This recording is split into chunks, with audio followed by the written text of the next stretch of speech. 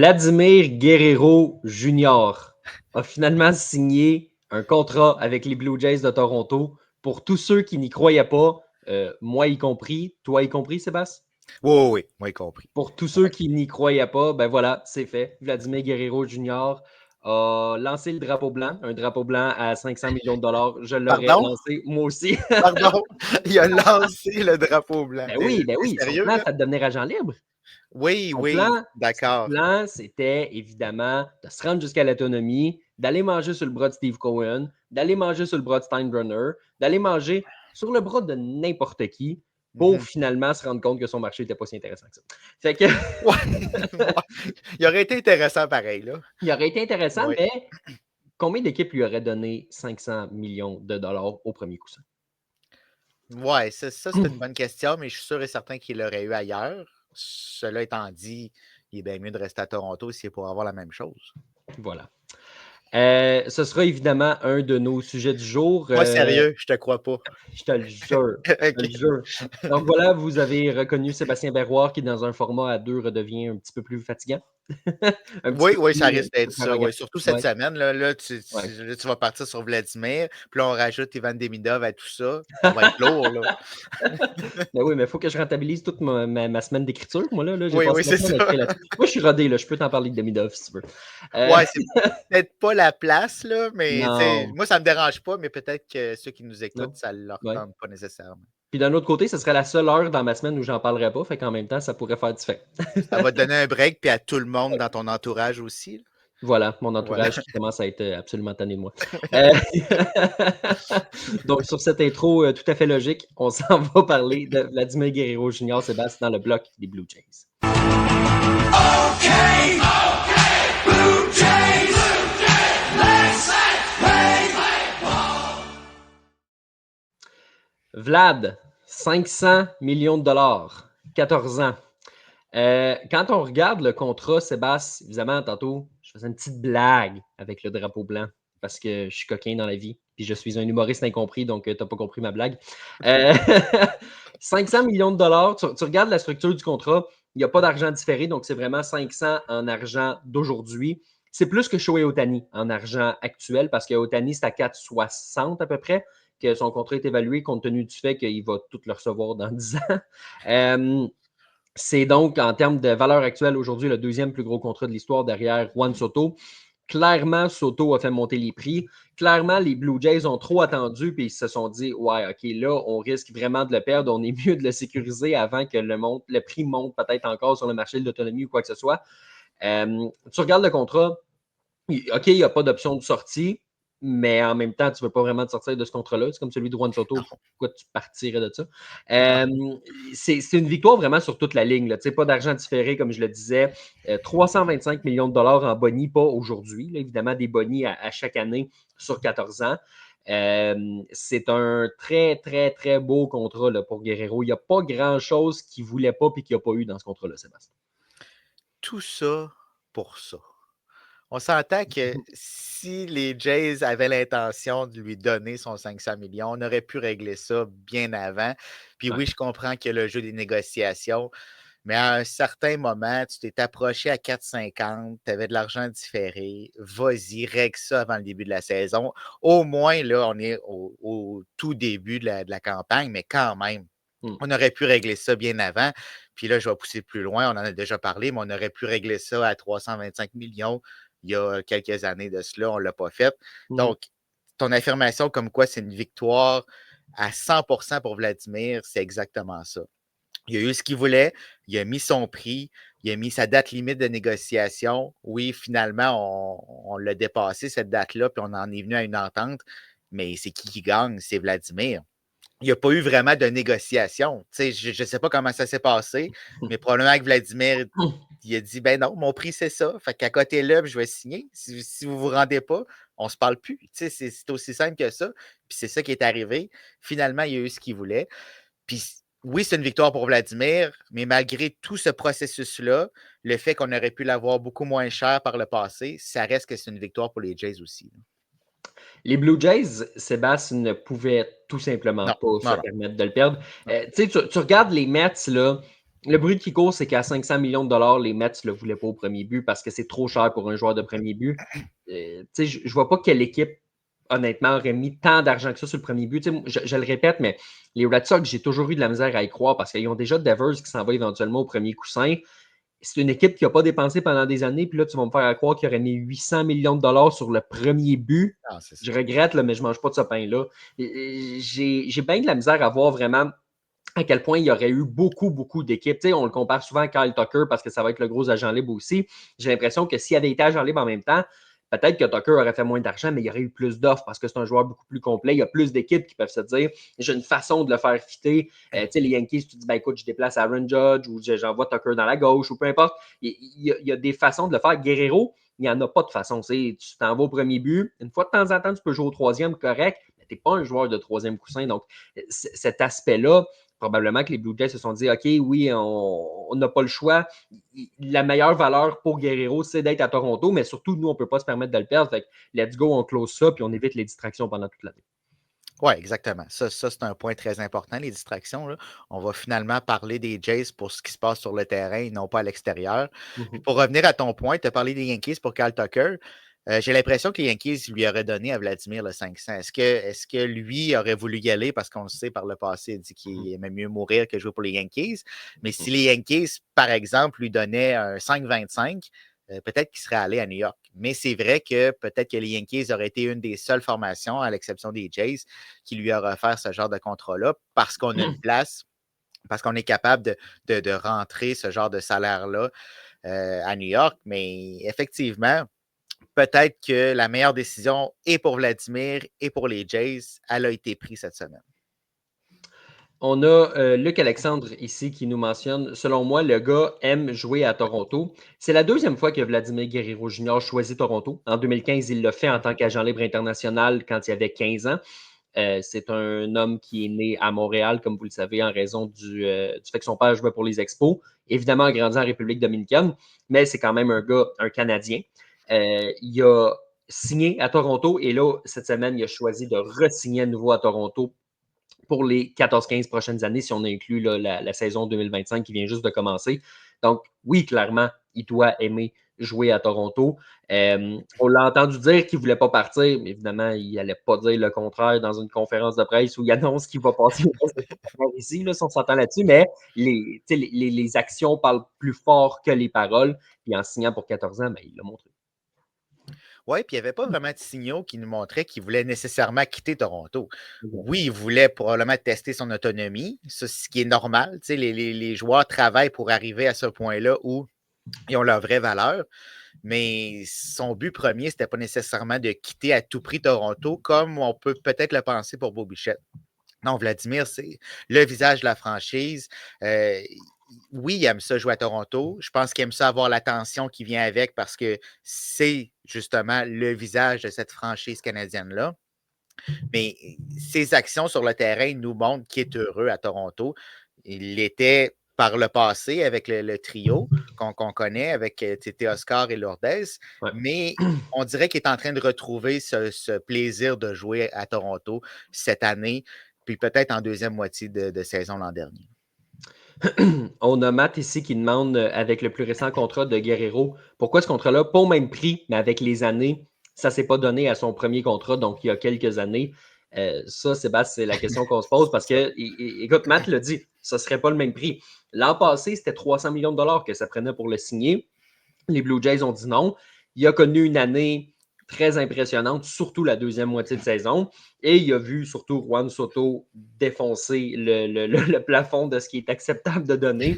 Et probablement qu'Edward Rogers, en voyant ce que Steve Cohen a fait, s'est dit « Ah, mon Dieu, ça vient de coûter cher. » Ceci étant dit, peut-être qu'il y a lui à blâmer aussi parce qu'il a participé à la mise pour Juan Soto. En tout cas, ça, c'est un Oui. détail. Mais tout ça pour dire que oui, le prix a monté avec tout ce qui s'est passé. Puis les Blue Jays se sont dit, ah, si ça a monté, ça va continuer de monter, mais on aurait dû se dire ça il y a une couple d'années quand même. Oui, c'était prévisible que le prix qu'on allait payer cette année, même si on ne s'attendait pas à ce que ça soit 500 millions, allait être plus élevé que ce qu'on aurait payé l'an dernier, puis même avant, durant les premières années de son contrat. ça va rester une erreur. Ça, il n'y a aucun doute là-dessus. Mhm. Est-ce que Vladimir a sa part du blâme là-dedans? Est-ce qu'il a refusé certaines offres des Jays qui auraient pu être acceptables? Peut-être. On ne connaîtra pas tout le fond de l'histoire. Mais par contre, tu dois prévoir ce genre de choses-là. On prend le contrat de Ronald Acuna Jr., là. C'est une aubaine. Ça n'a aucun sens qu'un joueur de cette trempe-là gagne le salaire qu'il gagne actuellement. Mais pourquoi il gagne ça? Parce que les Braves ont été un petit peu visionnaires. Puis toutes les équipes qui font ça avec leurs jeunes joueurs, ils en sortent gagnants au bout du contrat. Tandis que là, de sortir gagnant d'un contrat de 14 ans à 500 millions de dollars, ça n'arrivera pas. Tu vas gagner durant les premières années, ça, il n'y a aucun doute, mais à la fin, ça va être très pénible. Donc, tu es beaucoup mieux de signer tes jeunes joueurs, tes jeunes vedettes très tôt. Malheureusement, on ne l'a pas fait à Toronto. Ce que tu viens de dire, ça va mal vieillir comme contrat. Richard, c'est exactement ce qu'il mentionne. 14 ans pour un gars qui n'est pas réputé pour être le gars qui est le plus en shape, qui n'aime pas trop le gym. Ce contrat-là va mal vieillir selon toi? Absolument. Absolument que ce contrat-là va mal vieillir. Puis les Blue Jays le savent. S'ils avaient pu le signer à 35 millions de dollars par année pour 8 ans, c'est sûr qu'il l'aurait fait. Mais c'est une réalité évidemment qui est très, très, très différente. Puis ça, c'est Jim, pas Jim. Là. Tous les joueurs en fin de carrière, le contrat vieillit mal. Surtout au premier coussin. Là, je veux dire, tu regardes les Joey Votto, les Miguel Cabrera, tous ces gars-là. Il pourrait y avoir 14 000 autres exemples qui me viennent en tête, mais c'est comme ça, ces contrats-là. Sébastien, tu donnais l'exemple de Ronald Acuna Jr. qui va probablement toujours être l'exemple ultime parce que c'est un des meilleurs joueurs du circuit qui a un des meilleurs contrats de la Ligue. Penses-tu que dans une couple d'années, on va remplacer le nom de Ronald Acuna Jr. par Christian Campbell? Peut-être. Je ne sais pas si Campbell va arriver à ce niveau-là, mais encore là, quelle aubaine. Puis, parce que les Red Sox ont été visionnaires là-dessus. Les Red Sox, dans les dernières années, ils en ont signé plusieurs des joueurs comme ça avant, puis ils ont pris les devants, ce que Toronto n'a pas fait. Puis là, tu te retrouves avec Guerrero, puis écoute, Bo Bichette qui était un an de l'autonomie. Oui, ça coûte cher présentement pour les Sox. Là. Ça, il n'y a aucun doute. Là. Mais tu regardes sur le long terme, à moins d'une catastrophe, ils ne peuvent pas se planter. Là. Non. Puis, même si tu te plantes, c'est pas le plus gros. C'est pas quelque chose qui va faire reculer ta franchise non plus. Là. C'est quelque chose que tu vas dire, c'est un caillou dans mon soulier, là, parce que c'est quand même des milliardaires qui gèrent ça. Là. Là, il va enlever son soulier, il va le vider, puis il va le remettre. C'est ça. Il va changer de soulier. Là. Exact, c'est ça, il va en acheter d'autres, et voilà. Il va acheter un autre magasin de souliers. Oui, exact. On a quelques petites questions ici sur les Blue Jays. Matt qui nous demande, est-ce qu'Anthony Santander va sortir le bâton torpedo? Parce que c'est pas un bon début de saison pour lui. J'aime la question. C'est Santander qui n'est pas réputé pour avoir des bons débuts de saison. Non. En plus, écoute, je ne sais pas jusqu'à quel point il va l'utiliser comme excuse ou pas, mais il fait froid à Boston ces temps-ci, il a fait froid à Toronto. Je ne sais pas jusqu'à quel point, pour un gars comme lui, ça fait une différence. En même temps, il a joué à Baltimore durant les autres années de sa carrière aussi. Mais écoute, c'est pas un gars qui commence ses saisons rapidement, puis on est en train de le voir. Là. Donc, pas de panique pour le moment. Mais il pourrait en faire plus. Oui, exactement, comme d'autres dans la formation offensive des Jays. Pour le bâton torpedo, c'est pas pour tout le monde nécessairement. Hein? Puis Santander, des fois, va s'élancer du bout du bâton, mais tellement puissant qu'il est capable de placer la balle de l'autre côté de la clôture. Donc, je ne sais pas si pour lui, il se sentira à l'aise avec ça. Non, c'est pas encore inquiétant. Par contre, on le savait, là, ça serait très surprenant qu'il répète les chiffres de l'an dernier. C'était une saison exceptionnelle. On l'a vu, il est capable de le faire, mais de là à répéter ces chiffres-là qu'il a mis au tableau, je ne crois pas que ça va arriver. Par contre, il va encore encanonner plusieurs des circuits. C'est un frappeur de puissance. Il amène cette facette-là dans le rôle offensif des Jays, puis il va avoir à le faire dans les prochaines semaines. Mais comme tu l'as mentionné, ça n'a jamais été sa force le mois d'avril, puis ça ne l'est pas cette année, puis c'est bien, bien normal. Ce n'est pas le seul joueur à qui ça arrive non plus. Easton Lucas, le partant dont les Blue Jays avaient besoin sans le savoir. Écoute, tu vas battre Mackenzie Gore, tu vas battre Capitaine Crochet à Boston. Les deux fois, tu lances 5 manches, 5 manches et un tiers. Tu vas retirer 3 gars sur des prises. Tu vas retirer 8 gars sur des prises contre Boston, qui a un bon alignement offensif. On ne lui demandait pas la lune. Il n'y a personne qui a demandé de dire va lancer 7 manches et un tiers, va passer 14 gars dans la mitaine. Mais mon Dieu, en 10 matchs et un tiers, il n'a pas donné de points. Non. Il a été chercher 2 victoires. Qu'est-ce que tu veux demander de plus à ce gars-là?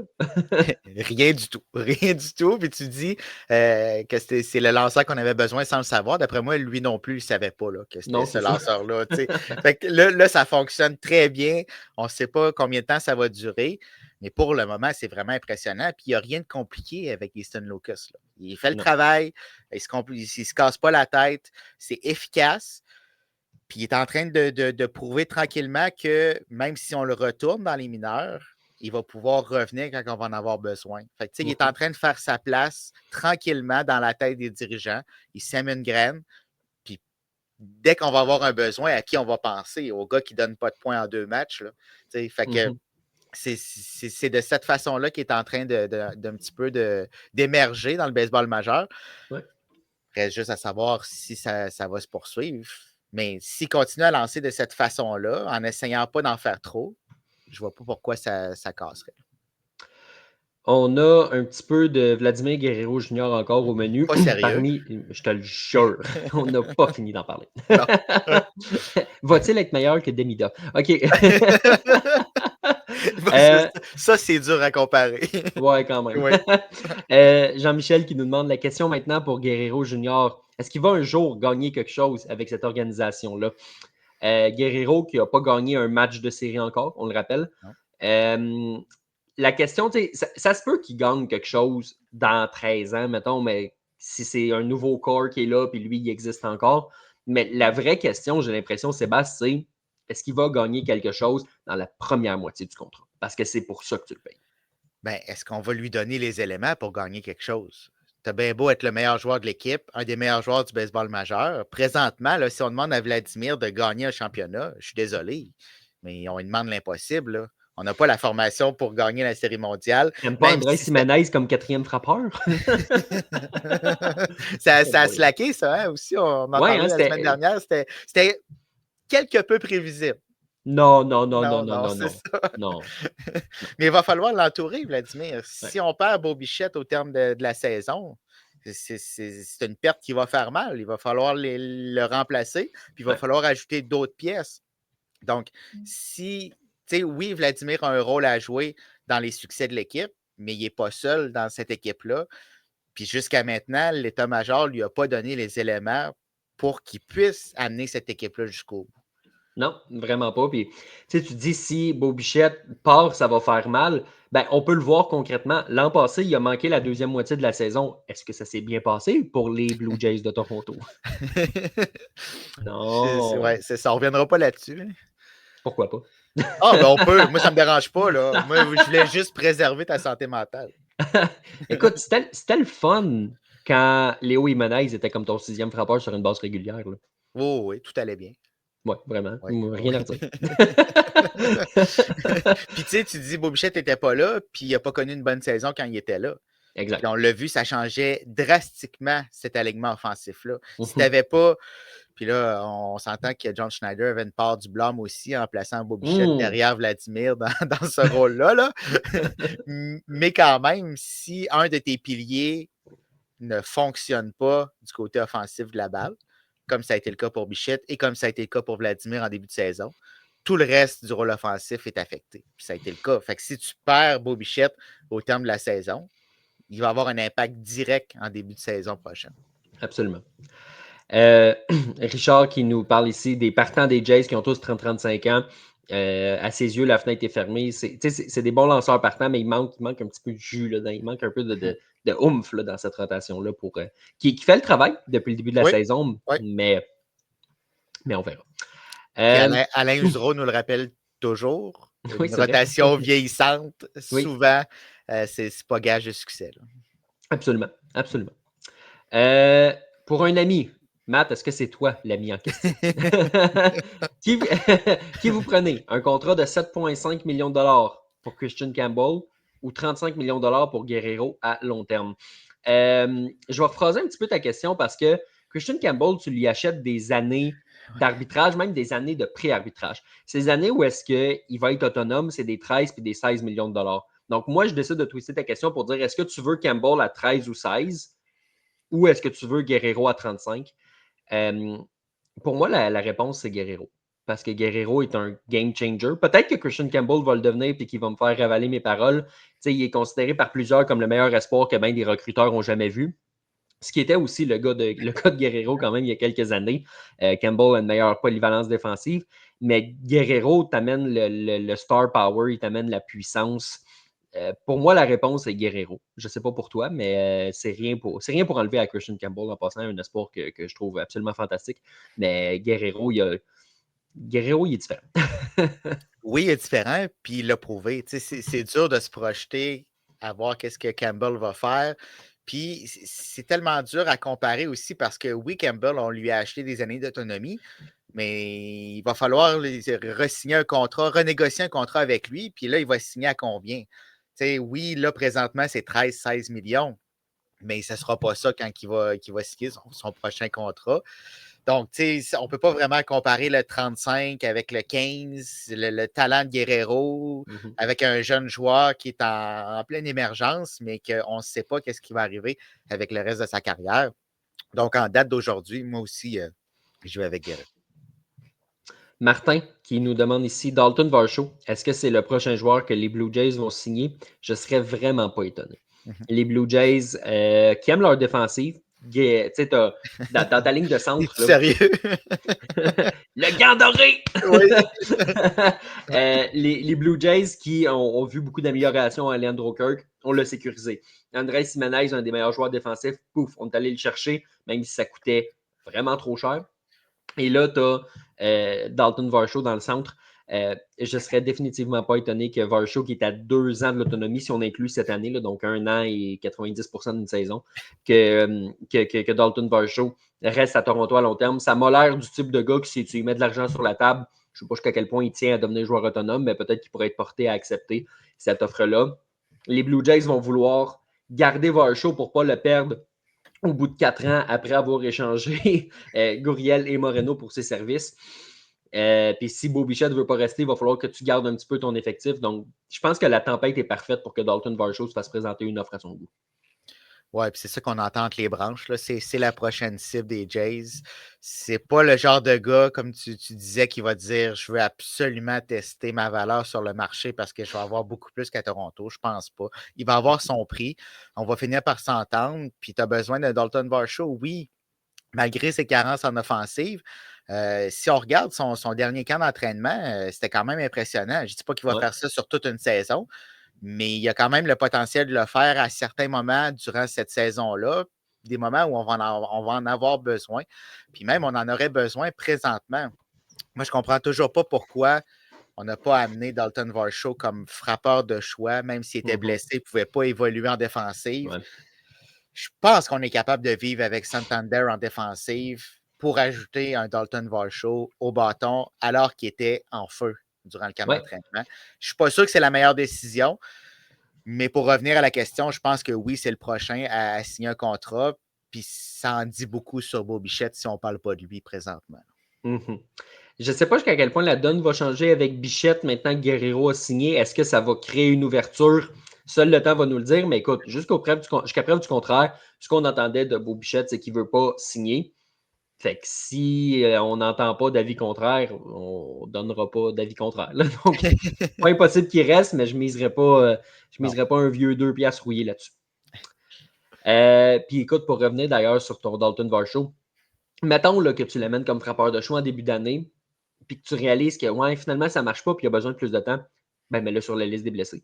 Il n'allait pas sur la liste des blessés à long terme de toute façon, puis la liste dure 10 jours. Il est supposé revenir à la fin du mois d'avril. Tu as le temps de le mettre sur la liste des blessés puis qu'il revienne à temps quand même. Puis au pire, tu auras pris quelques journées puis tu auras manqué ton coup. Mais de toute façon, il frappe en ce moment en Floride. Donc, ça aurait été quoi la différence? Donc, je suis d'accord avec toi là-dessus. Là, il aurait dû commencer la saison dans les majeurs, quitte à pas jouer à tous les matchs, évidemment. Puis pour en ajouter, tu dis si ça ne marche pas avec Varsho, moi je dirais si c'est une catastrophe avec Santander, tu peux envoyer Varsho sur la liste des blessés quand même. Tu as cette option-là. Fait que ce soit lui qui ne marche pas offensivement ou Santander qui ne marche pas en défensive, tu as l'option de te donner jusqu'à la fin du mois d'avril pour prendre une décision. Oui, je suis d'accord avec ça. Sébastien, allons-y maintenant avec le bloc ailleurs dans le baseball majeur.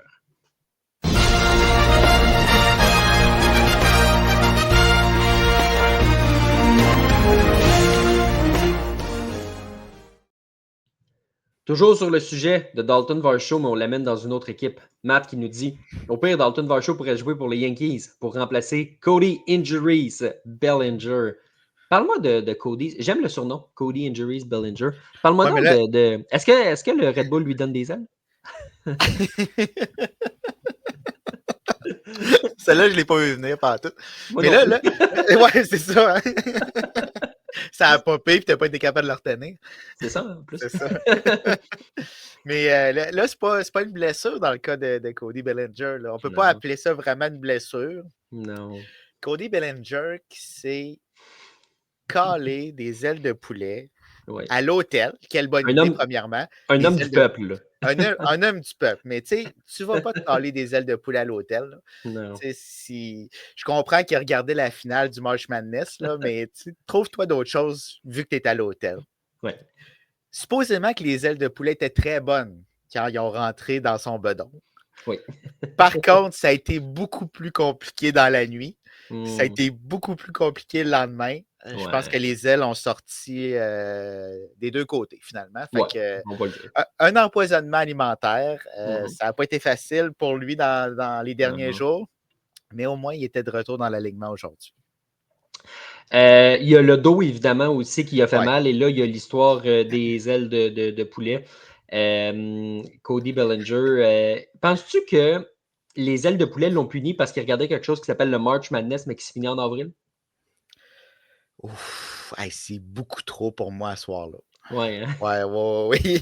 OK, on va passer à d'autres choses. Oui, oui, c'est ça. J'ai pas de réponse vraiment à te donner. Personne n'a de réponse pour Non, ça. c'est ça. Écoute, restons sur le sujet des Yankees. Matt qui nous dit les Yankees ressemblent de plus en plus à un château de cartes. Ça ne prendra pas grand-chose, dit-il, avant de tomber fort. Es-tu d'accord avec cette affirmation-là? Quand on parle de tomber fort, tomber de haut. J'imagine. OK, parfait.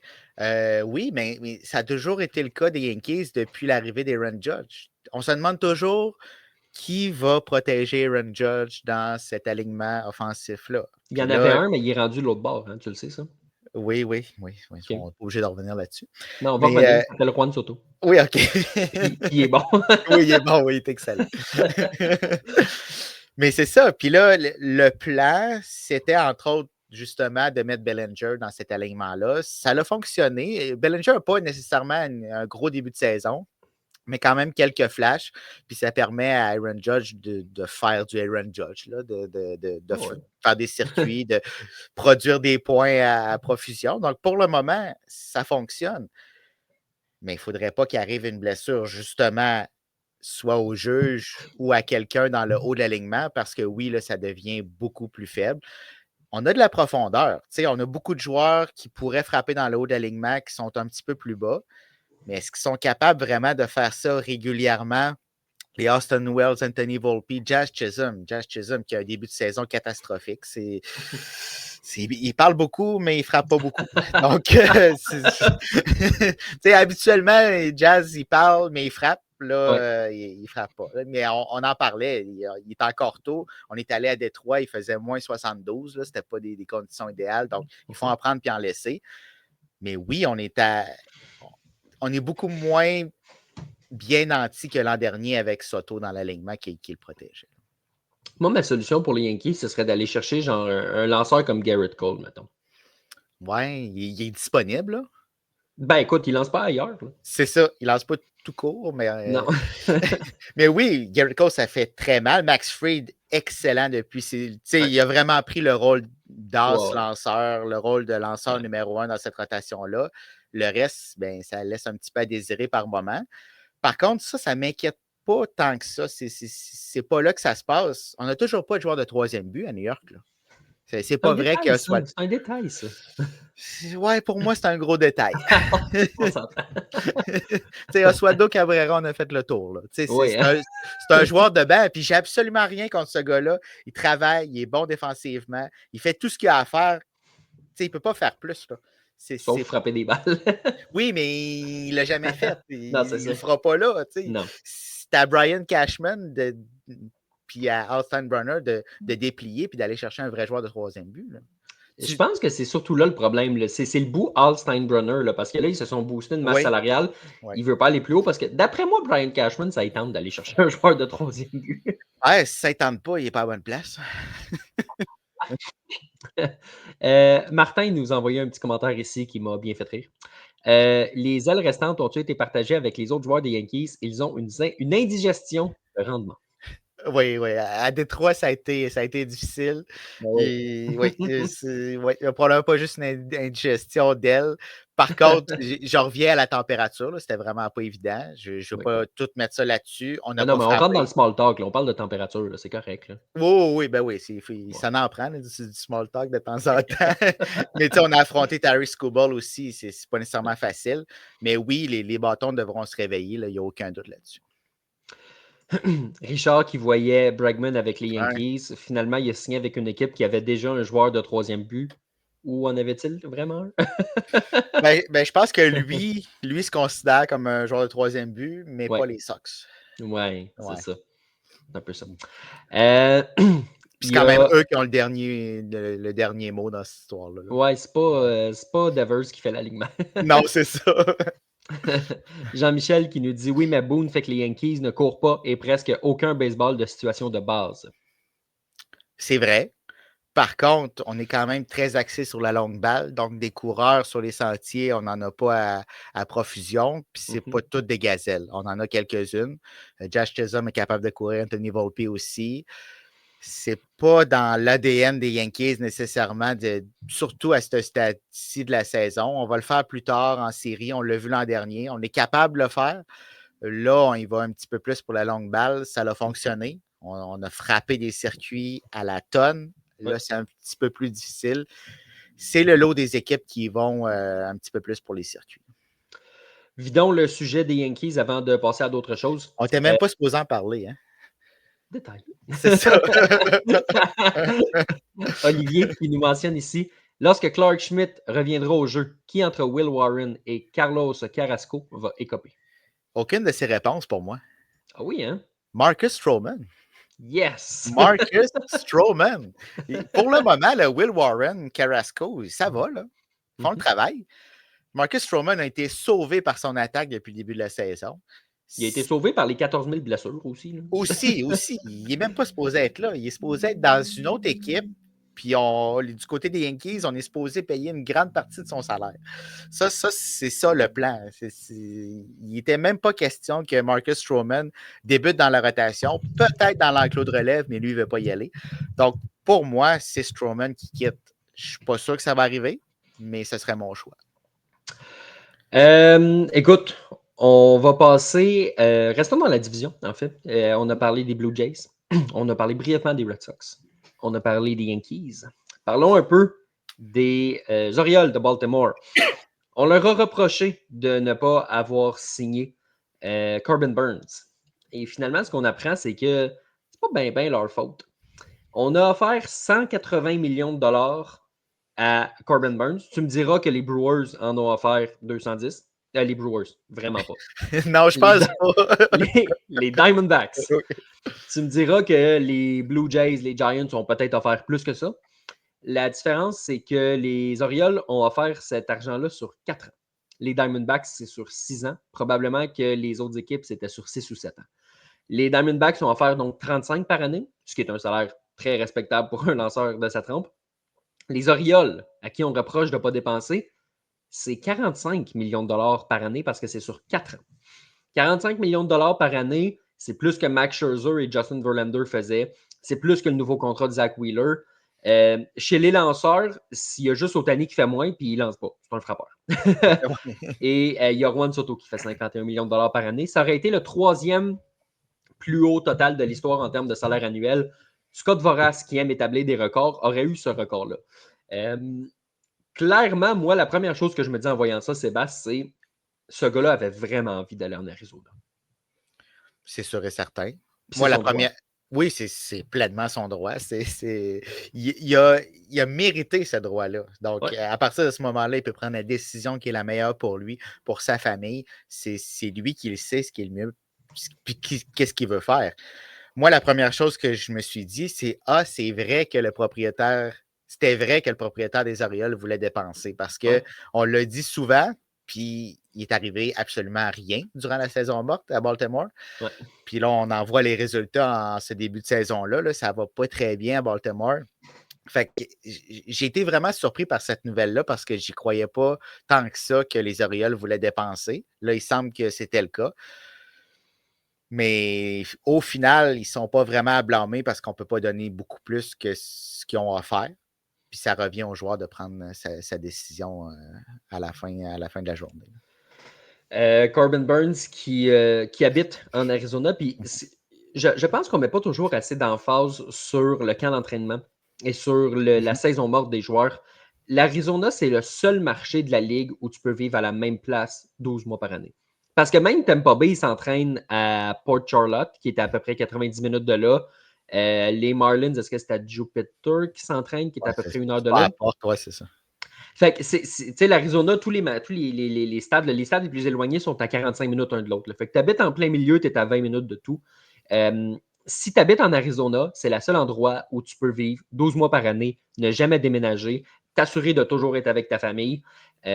Clairement, c'est un endroit qui est attirant à ce niveau-là. Puis le propriétaire, pas le propriétaire nécessairement qui dépense le plus, mais c'est pas le propriétaire définitivement qui dépense le moins non plus. Puis une fois de temps en temps, il est capable de t'en sortir des contrats. Là. Il va te sortir un Randy Johnson, il va te sortir regarde, Richard qui nous parle ici, Madison Bumgarner. Ouais. Il y a des gars comme ça qui veulent se rendre comme ça. Oui, exact. Puis tu dis, c'est pas le propriétaire qui dépense le plus ni le moins. C'est un des propriétaires qui dépense le plus intelligemment, je te dirais. Parce que tu regardes cette formation-là, on a affronté les Yankees, ils ont été vraiment solides. On vient d'affronter les Orioles. Encore une fois, on était solides. Cette équipe-là, là, on est dans une division vraiment pas facile, puis on réussit à tirer notre épingle du jeu avec une masse salariale qui est honnête, mais on fait vraiment les choses de la bonne façon. Je m'excuse, Richard, j'ai vu trop vite. J'ai vu Matt Bunn, j'ai pas vu Burns dans ton commentaire, donc je t'ai attribué des commentaires qui n'existaient pas. Ça fitait, par exemple. Hey, ça fitait vraiment dans ce que je disais, fait que je vais te donner le crédit quand même, Richard. Félicitations pour ton bon commentaire. Je veux qu'on parle un petit peu, toujours dans cette division-là, en fait, c'est un thème ce soir, de parler chez les Red Sox de Boston de Jarren Duran qui a eu le courage de s'ouvrir sur une tentative de suicide qu'il a fait. On oublie peut-être parfois des fois que ces gars-là, c'est pas juste des machines de baseball, c'est des humains. Puis tu sais, en 2022, Jarren Duran, c'était un espoir qui avait de la misère à percer, puis que ça ne fonctionnait pas nécessairement pour lui. Il y avait des idées noires. Puis c'est passé très, très près là, que Jarren Duran ne soit pas avec nous aujourd'hui. Il décide de s'ouvrir là-dessus. Puis là, on voit la vague d'amour envers Duran, puis le geste qu'il a posé de décider de s'ouvrir là-dessus. Alex Cora qui dit écoute, Jarren Duran a sauvé des vies, puis on est très, très fiers de lui là, en s'ouvrant comme ça. Donc, félicitations à Duran d'avoir eu le courage là, dans un milieu qui est conservateur quand même, qui l'est de moins en moins, mais le monde du sport est encore conservateur. Donc, de réussir à s'ouvrir comme ça puis de voir l'accueil qu'il y a eu, c'est beau de voir que les mentalités changent quand même dans le baseball. Là. Oui, le monde du sport est conservateur, le baseball l'est probablement encore plus. Ouais. Donc, quelle histoire que celle de Jarren Duran. Puis, ça aurait pu être vraiment tragique. C'était pas une tentative où il se donnait une chance de s'en sortir. Là. Il a vraiment été chanceux, puis c'est ce qui fait qu'il est encore avec nous aujourd'hui. C'est là qu'on voit que c'est pas nécessairement un monde à part. Oui, c'est des joueurs de baseball professionnels, ils vivent un petit peu dans leur monde, mais ça reste, comme tu l'as mentionné, des humains. Puis ça reste aussi que tous les commentaires qu'ils peuvent recevoir, des commentaires négatifs, quand ça va mal, ça doit rentrer beaucoup plus qu'on pense. Ouais. Puis ça peut mener certains d'entre eux à des gestes irréparables. Heureusement, il est encore là. Puis là, il fait profiter cette expérience-là, comme tu l'as mentionné, pour contribuer à sauver des vies. Absolument.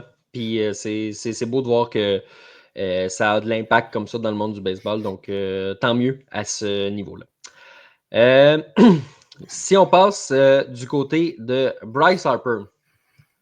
Bryce Harper qui en début de carrière, il aimait ça, en disant des affaires, puis s'ouvrir le manche-patate, puis il s'est calmé depuis qu'il était à Philadelphie, tellement qu'on se dit, coudonc, quand tu suis moins le baseball, coudonc, il est-tu moins bon? Parce qu'on dirait qu'on parle plus de lui. Non, c'est parce que Bryce Harper ne parle plus de lui. Oui. Il a décidé de se calmer, puis de se recentrer, se recalibrer, peu importe le terme que tu voudras bien utiliser.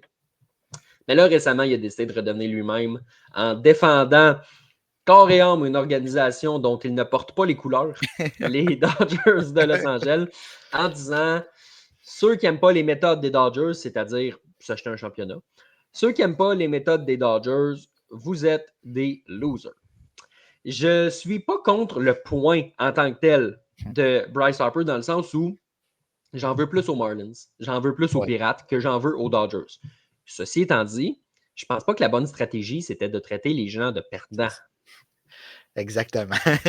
C'est sûr qu'à un moment ou à un autre, Bryce Harper allait redevenir Bryce Harper. Là. Ça n'avait pas le choix. Ben oui. Peut-être que ça aurait été mieux dans d'autres circonstances ou de façon un petit peu plus corporate, mais ça reste que, comme tu l'as dit, moi aussi, je suis à la même place. Le point en tant que tel n'est pas nécessairement mauvais. C'est la façon de l'amener qui n'a pas été faite de façon délicate. Non. Je pense qu'il défend plus le principe que l'organisation des Dodgers parce que les Phillies aussi, là, il faut se le dire, on dépense. On dépense beaucoup. On a un directeur général qui dépense beaucoup. Donc, on fait partie de cette clique-là d'équipes qui, pour certains, font partie du problème. Mais comme tu l'as dit, je suis entièrement d'accord. Le problème est beaucoup plus important dans les équipes de fond de classement ou dans le bas des masses salariales. C'est vraiment là que ça se passe. Il faut régler ça avant de régler le problème en haut. Tu sais, les Pirates, là, si jamais ils décidaient de dépenser, là, tu dis bonjour. On a Paul Skeens, on a le plus beau stade des majeurs, on a un beau personnel de lanceurs. Puis là, tu as Bubba Chandler qui s'en vient là, dans une couple de mois, là, qui va se joindre à cette rotation-là. Ça va être une excellente rotation. Si tu arrives à signer des frappeurs un peu, là, tu peux te construire quelque chose de le fun. Puis l'argent que tu as mis sur tes joueurs, là, ben, tu vas le refaire parce que tu vas faire les séries, puis tu vas vendre des tickets, puis des hold-doy, puis tu vas vendre des bières. Mais on ne veut pas. Fait que moi, j'en veux plus à Bob Nutting, qui fait Nothing, copropriétaire des Dodgers de Los Angeles, qui fait tout. Exactement. Mais c'est peut-être juste moi. Dans ta phrase, si les Pirates voulaient dépenser, ça n'existe pas, ça. Non, c'est ça. C'est ça, ça existe. C'est la phrase la plus niaiseuse que j'ai dit de la soirée. J'en ai dit des niaiseuses. Oui, c'est ça.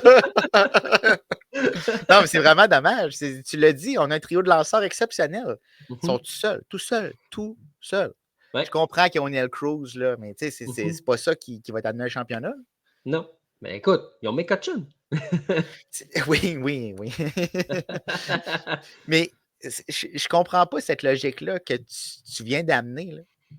Tu rentres des frappeurs, tu rentres des joueurs vedettes, tu vas faire de l'argent.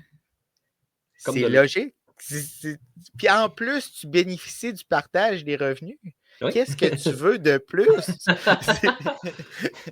Incroyable. Qu'est-ce que tu veux de plus? Et c'est un faire l'effort, je veux dire. Oui, exactement. Mais t'imagines-tu ce club-là qui ajoute des frappeurs puis que tu affrontes en séries éliminatoires avec ce trio de lanceurs-là? Oublie ça. Tu sais, s'ils font le travail, t'es mort. Fait que, tu sais, ça prend pas 14 frappeurs, là.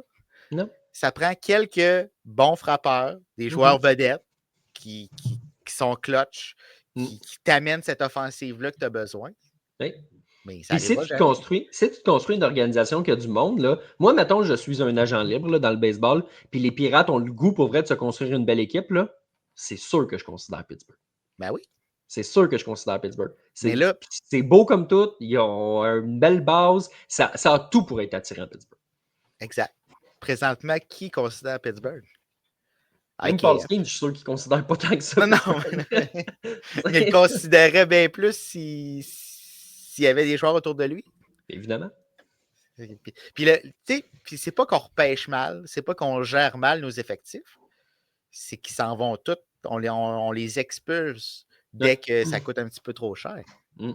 Exact. C'est dommage. Puis là, on parle des Pirates, là, les Marlins. Oh boy. Aïe. Oh boy. Ça aussi, je veux dire, sur papier, là, moi, je te dis, tu peux aller jouer à Miami, là. Je suis un joueur de balle, là, je te l'annonce, là, entre toi et moi, là, ça se peut que ça m'intéresse. Oui, c'est vrai. Par contre, la Mais base de partisans est peut-être moins intéressante qu'à Pittsburgh. ça, c'est C'est sûr. plus difficile. Mais oui, D'un autre le côté, ils ont marché. été gâtés. Ils ont été gâtés aussi, là, les partisans des Marlins, puis on comprend pourquoi ils sont plus là, tu sais. Hmm. Ouais, c'est ça. Ils ont été gâtés. Exact. Oui. Et puis en plus, on leur a enlevé là, l'affreuse tour des circuits. Là. Ben oui, il ne reste plus C'est-tu rien. laid, ça? C'est quoi ton avis là-dessus? Je sais pas si on en a déjà parlé, on va le faire là. C'est quoi ton avis sur cette structure-là? J'ai-tu vraiment un avis là-dessus? Moi, OK, ben moi j'en ai une. C'est laid. Mais- Oui, oui, ben c'est ça, mais au-delà de ça, là, c'est ça. Ah, c'est mythique. Non, c'est pas Non, mythique. non, L'équipe a 12 ans. là. C'est pas c'est mythique. ça. C'est juste laid. C'est ça, il n'y a pas beaucoup de choses à ajouter à ça, là. Non, je pense Non, pas. c'est ça. Fait qu'on passe à d'autres choses. Oui, faisons ça. Shohei Ohtani. Oui, on était dû. Oui. Oui. C'est quoi le plan sur le monticule pour les Dodgers de Los Angeles? Le plan, c'est qu'il lance le moins possible, voire pas pantoute, d'ici. Ah, ils sont bien partis, là. Oui, oui, d'ici le mois de septembre, à peu près, je te Ouais. dirais. Ouais. Mais là, si ça continue de même, puis que Blake Snell, puis Yamamoto, puis Sasaki, ils se blessent, ben là, peut-être que on va accélérer le processus. Ouais, ouais. Ouais. Les Dodgers qui veulent faire lancer Ohtani le moins possible en première moitié de saison, le plan, là, c'est de l'avoir au maximum de ses capacités en octobre. Parce qu'on considère que c'est un des meilleurs lanceurs, puis on veut pas le brûler. Ça fait 1 an et demi qu'il n'a pas lancé. Donc, il n'y a pas 200 manches dans le corps cette année. Là, on s'entend tous là-dessus. Fait qu'on veut que ces manches, ils les utilisent pas en avril puis en mai. On veut qu'ils les utilisent en octobre. Fait que, pour ça, il faut que tu te prépares.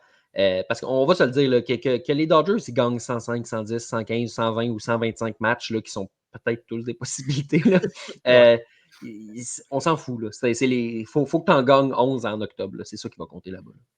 Oui, exact. Puis tu parlais de la première moitié de saison. Ça va être. Il n'est aucunement question qu'il lance dans la première moitié de saison, mais ça va aller au-delà de ça. Là, ça Ouais. va être vraiment en fin de saison. Il va Ouais. se faire un genre de petit camp d'entraînement sur le monticule. Il va arriver pour quelques matchs avant les séries éliminatoires, puis là, on va le voir lancer en série. Mais sinon, on ne verra pas chez Ohtani sur la butte cette année. Non, ça va être. Je me demande jusqu'à quel point, on le disait un peu théoriquement, là, c'est de plus en plus concret, surtout après son année de MVP unanime, juste comme frappeur de choix, puis après le fait qu'il ait rapporté 120 millions de dollars en argent aux Dodgers de Los Angeles, puis il leur en coûte 2 jusqu'à preuve du contraire. Incroyable. Son impact sur le monticule est de moins en moins important, ce gars-là. Je pense que s'il continue de lancer, c'est parce qu'il va pousser pour lancer, parce qu'il aime ça. Parce que, même Babe Ruth, là, je veux dire, tu regardes ses stats à New York, là, il a lancé 8 manches à peu près là, chez les Yankees. Là, c'est vraiment Boston qui a lancé. Il a rendu chez les Yankees. C'était un voltigeur, mais l'histoire se rappelle quand même de lui comme un two-way parce qu'il l'a fait. Mais à un certain point, Ohtani, si on réalise qu'il est capable de gagner des MVP et des séries mondiales comme il l'a fait l'an passé en étant juste frappeur de choix ou à la limite en l'envoyant jouer dans le champ parce que je suis sûr qu'il peut être un très bon voltigeur s'il s'y met, ben, on va arrêter de le faire lancer puis ce ne sera pas plus grave que ça. Là. On s'en fout. Là. On le paye pour le marketing plus qu'autre chose. Oui, puis ça, c'est possible parce qu'il est avec les Dodgers. S'il était avec les Angels comme par le passé, son impact sur la butte serait beaucoup plus important. On en aurait besoin. Tandis qu'à LA, on a 2 rotations, fait quand même qui fait même pas partie des 2 rotations, c'est pas grave. Exactement. Sébastien, on a quelques petites questions qui sont en attente, donc je propose d'aller au bloc de questions.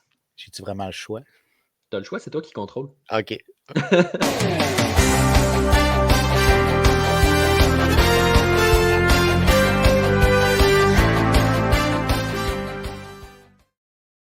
Hey, on a-tu démystifié ça? Hein? C'est Sébastien, finalement, qui s'occupe de mettre les petites transitions.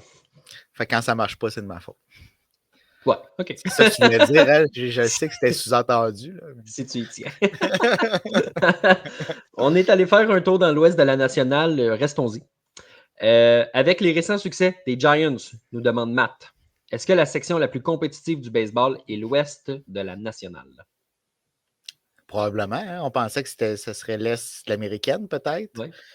Mais là, les Giants que je plaçais devant les Padres, mais je ne pensais pas qu'on aurait un début de saison de la sorte. Là. C'est vraiment exceptionnel ce qui se passe à San Francisco. Je ne sais pas si ça va tenir, Mais on a fait de belles choses durant la saison morte, puis je pense que là, on récolte les fruits. Vraiment, on dirait qu'il y a une espèce d'aura qui tourne autour des Giants. Est-ce que c'est l'effet Buster posé? Je ne sais pas. Mais Ben, c'est sûr que ça a un impact, là. Moi, j'ai aucun doute là-dessus. ouais. Parce que l'effet Zaidi, ça n'a jamais vraiment existé. Voilà. En tout respect pour Zaidi. Ouais. Matt, le plan réel, selon Sébastien, sera Strowman et etc. pour Sandy Alcantara des Marlins de la Floride. Je serais vraiment étonné que les Marlins domptent du salaire pour aller chercher du salaire, mais dans un gars 14 fois moins bon. Non, mais c'était pas le plan. Le plan, c'est que Strowman quitte la rotation quand Clark Schmidt Oui. revient. Après ça, on ira chercher Sandy Alcantara, mais Strowman ne sera pas impliqué dans cette transaction. Voilà.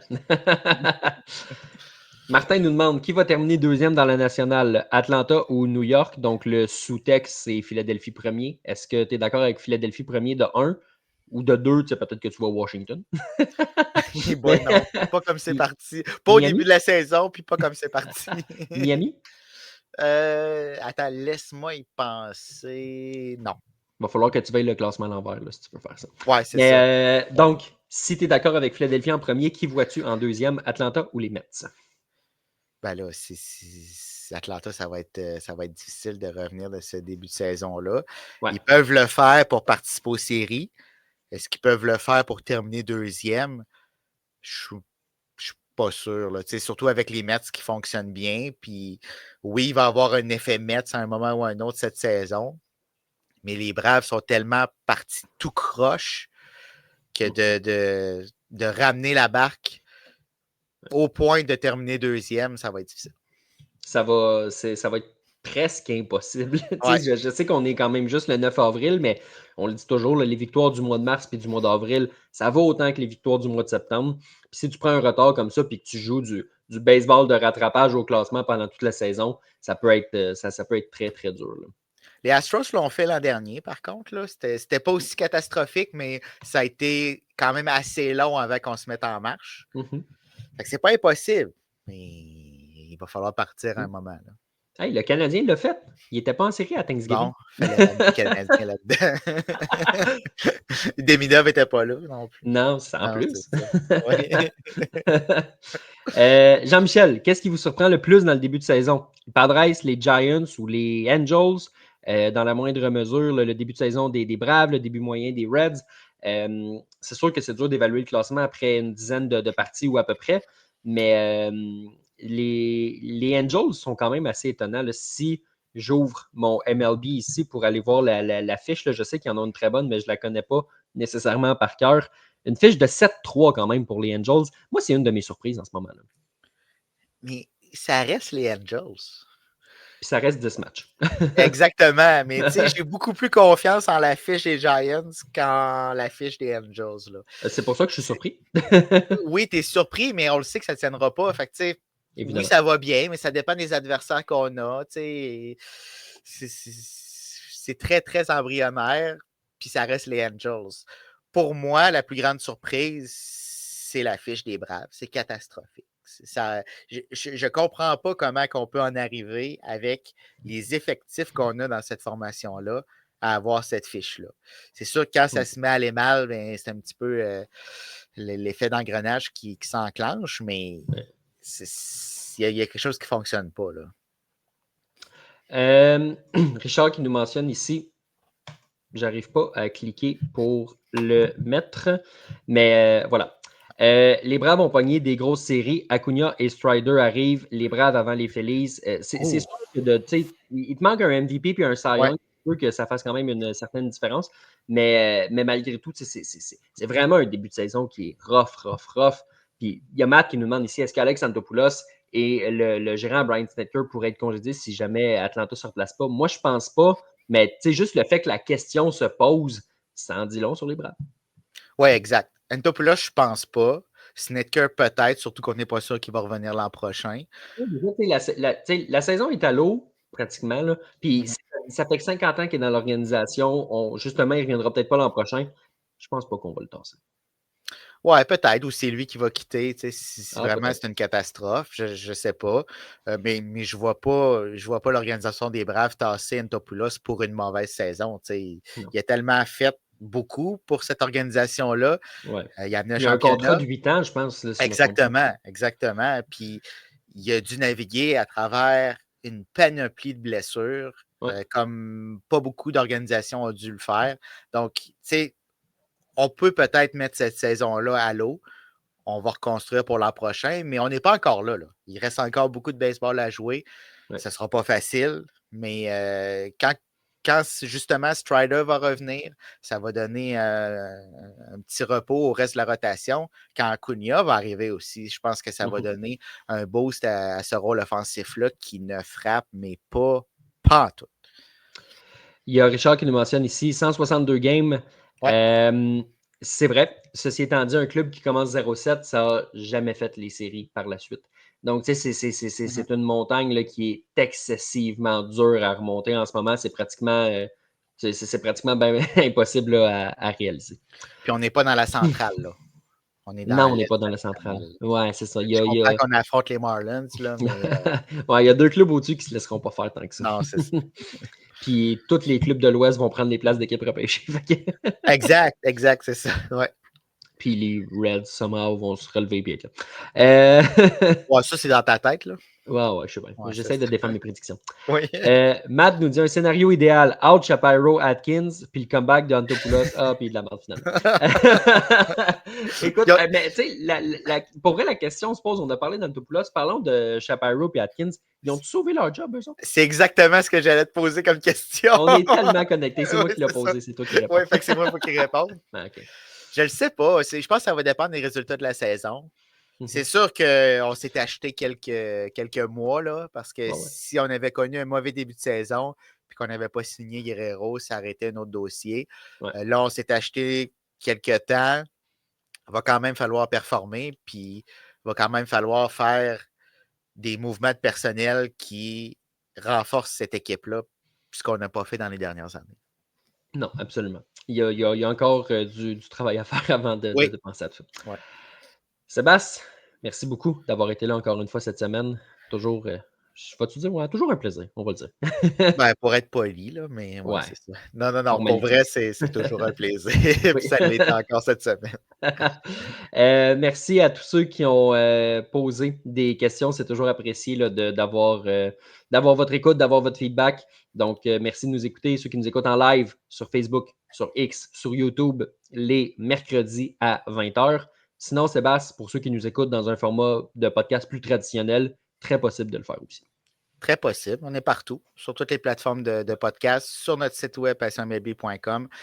L'épisode va être disponible. Et bien sûr, on a tous nos textes qu'on écrit sur l'actualité du baseball majeur. Donc, tout ce qui se passe s'y retrouve. Si vous cherchez quelque chose, vous allez le trouver. Donc, continuez de nous suivre. C'est vraiment le fun de vous avoir avec nous. On sort même ça en temps réel, même quand la nouvelle sort au milieu de la nuit, grâce à Félix Forget Félix, qui oui. ne dort pas. Non, c'est ça. Félix et Il moi, va on être dit souvent qu'on couvre à peu près les 24 heures de la nuit parce que moi, je suis beaucoup plus matinal et lui, se coucher tôt, c'est pas dans ses habitudes. Donc, voilà, on est toujours bien servi sur Passion MLB. La nouvelle, elle sort en temps réel. Ben, Donc, il se couche tôt, mais la nuit. ouais, c'est ça. C'est ça, oui. Ouais, c'est ça. On se parle pas souvent, moi et Félix. Il y a une fenêtre de 2-3 heures dans le jour où on est ouvert, où on est debout en même temps, puis après ça, ben moi, je m'en vais me coucher. Fait que ça Mais fait- je pense que c'est son plan, justement, de ne pas nécessairement te parler, là. Ah, Mais ça, ça va falloir vérifier, là, mais pas fou. J'avais non. jamais pensé à ça. Donc, merci beaucoup, Sébastien, puis on se dit à la semaine prochaine.